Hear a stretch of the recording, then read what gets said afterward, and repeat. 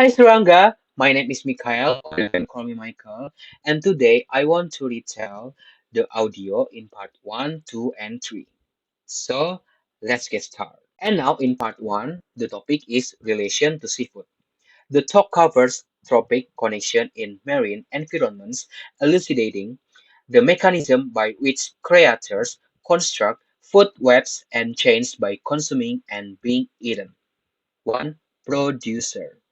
Autotrophic plankton provide nourishment for themselves. 2. Consumers. Plankton is eaten by herbivorous zooplankton, while herbivorous zooplankton and omnivores consume herbivores. 3. Decomposers. Energy from trash and decomposing tissue is recycled by heterotrophic bacteria.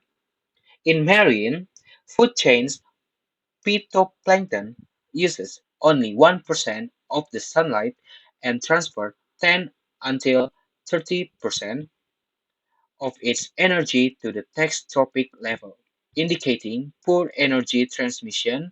Small producers have a high biomass as a result, while huge predators have a low biomass. Complex food webs comprise a variety of predators, include sharks and humans. Plankton is eaten by large herbivores like baleen whales and whale sharks. When it comes to fish consumption, coastal species like cod and herring originate from efficient feeding chains and provide more energy than open ocean fish like tuna, which are high-level predators from inefficient life systems. Because upwelling locations along the coast of America and Africa have highly consumed phytoplankton, they yield healthier fish such as sardines and anchovies. And now in part 2, the topic is Lecture from an American History Class. The passage emphasizes how women's contribution to American history are now more widely acknowledged than when they were historically excluded from textbook because they didn't play major roles. These days, woman-centered history highlights their unseen accomplishment. Number one, important points. Women's organization, clubs, and religious groups where women exchange concepts and develop their abilities. Jane Addams was a social activist, the founder of Houses for the Impoverished, and the 1931 Nobel Peace Prize winner. 2. Historical models. Contribution approach draws attention to the supportive roles played by women, but is criticized for ignoring the lives of ordinary women. Victim approach emphasizes how men oppress women, sometimes exaggerating how bad things are for them. By balancing the two approaches and emphasizing the accomplishment and act of women, woman-centered history encourages historians to reconsider historical events such as the temperance and prohibition movements. Prospective roots aiming for a more equitable representation of women's accomplishment and power. It covers labor history, social status, minority, cultures, class, race, ethnic differences, and women's connection with other women. And furthermore, in part 3, the topic is island biogeography. The theory of island biogeography, which MacArthur and Wilson published in 1967 and which transformed ecological theory, is discussed in this paragraph.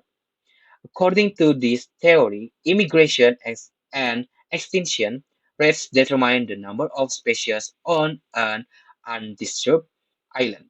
A species finally reaches an equilibrium where immigration and extinction rates balance when it migrates to an island, where the potential for new immigrants declines and the potential for extinction rises. The idea is demonstrated by Krakatoa, where bird species were established and subsequently exterminated following a volcanic eruption in 1883. This illustrates the anticipated decrease in immigration when the island avifauna reached maturity.